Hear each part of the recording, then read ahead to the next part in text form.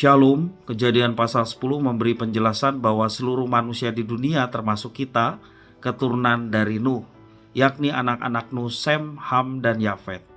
Kejadian pasal 1 sampai pasal 5 memberikan penjelasan bahwa manusia semua keturunan Adam.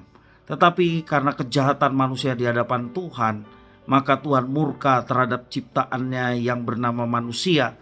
Maka keturunan Adam dimusnahkan dan hanya satu keluarga yang berkenan diselamatkan, yakni keluarga yang bergaul dengan Allah, yakni keluarga Nuh. Nuh memiliki 3 anak laki-laki, Sem, Ham, dan Yafet. Kejadian pasal 10 memberikan penjelasan silsilah dari ketiga anak Nuh, Sem, Ham, dan Yafet. Merekalah yang memenuhi bumi. Mereka juga menjadi penggenapan apa yang telah dimandatkan Tuhan kepada manusia.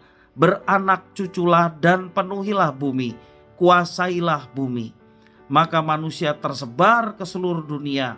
Keturunan Sem, Ham, dan Yafet yang memenuhi benua-benua yang ada di dunia ini, baik benua Asia, Eropa, Afrika, juga Amerika.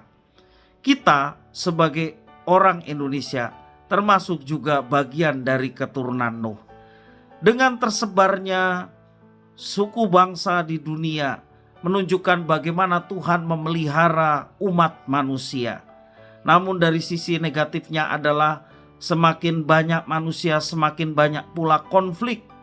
Setiap suku bangsa, setiap bahasa ingin berusaha menjadi yang lebih baik, lebih hebat dibanding dengan bangsa yang lain. Itulah yang menyebabkan konflik terjadi di tengah dunia ini. Bangsa Israel yang juga menjadi bagian keturunan Nuh, khususnya keturunan Sem, menjadi bagian cara Tuhan untuk memulihkan kondisi manusia yang sudah berkonflik satu dengan yang lainnya. Mereka dipilih, yakni bangsa Israel menjadi umat pilihan Allah.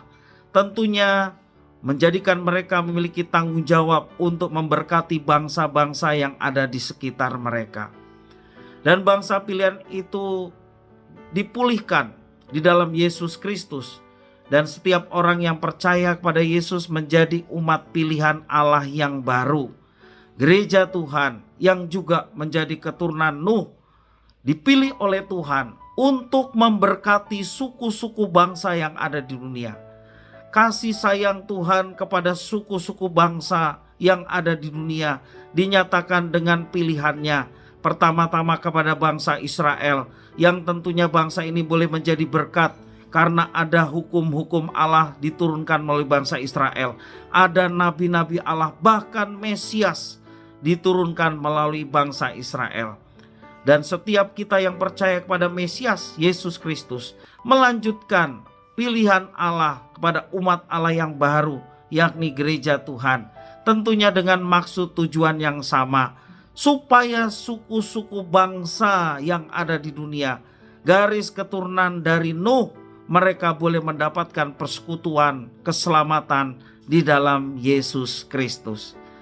Kasih Tuhan kepada suku bangsa diwujud nyatakan dengan amanat yang diberikan kepada gerejanya. Pergilah, jadikanlah semua suku bangsa murid-murid Tuhan. Karena dengan menjadi murid Tuhan, kita mengenal jalan Tuhan. Kita mengenal keselamatan dan mengenal sumber keselamatan itu sendiri, yakni Allah. Dan firman Tuhan menjelaskan, kita yang mengenal Allah mendapatkan persekutuan. Dan persekutuan itu kekal dari mulai kita percaya sampai pada akhirnya kita meninggalkan dunia ini dan bersama dengan Tuhan selama-lamanya. Kita semua yang diberi tanggung jawab sebagai umat pilihan Allah yang baru tentunya memiliki tanggung jawab yang sama, yakni mengajak suku-suku bangsa yang ada di dunia supaya mereka boleh mengenal Tuhan Juru Selamat di dalam Yesus Kristus. Tuhan Yesus memberkati.